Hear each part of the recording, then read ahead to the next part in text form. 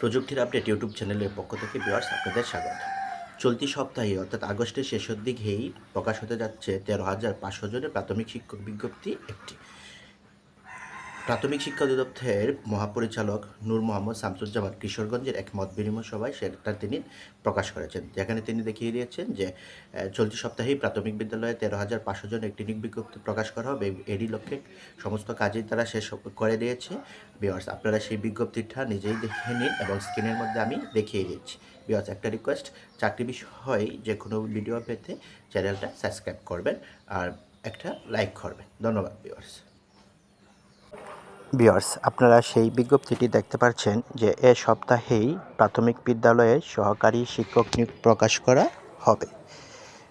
কিশোরগঞ্জের এক আলোচনা সভায় প্রাথমিক শিক্ষা অধিদপ্তরের মহাপরিচালক নুরুল মোহাম্মদ শামসুজ্জামান বলেন, বর্তমানে সারা বাংলাদেশে 13,500-রও বেশি শূন্যপদ খালি আছে, যেটা তারা আগস্টের শেষে অর্থাৎ এই সপ্তাহের মধ্যেই নিয়োগটা প্রকাশ করবেন।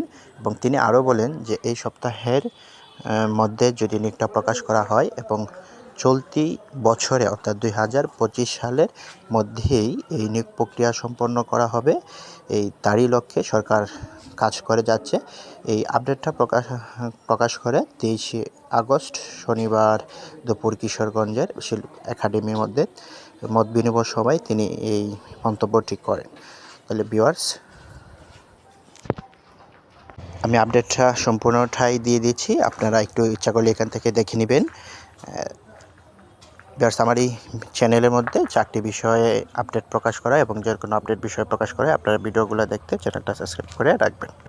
সেই সাথে শিক্ষকদের একটা বদলির বিষয়েও তিনি বলছেন যে তারা প্রত্যন্ত অঞ্চলে চাকরি করতে চায় না, সেই কারণে রাজনৈতিকভাবে তারা সেটা বদলির জন্য সুপারিশ করে থাকে। সেই লক্ষ্যেও তারা কাজ করছেন এবং সেটা অনলাইনের মধ্যে সেটা বদলি প্রক্রিয়াটা সম্পূর্ণ করা হবে, যেটা বলা হচ্ছে যে রাজনৈতিক ছত্রছায়ার বাহিরে রাখবে। ধন্যবাদ ভিউয়ার্স, ভিডিওটা দেখার জন্য।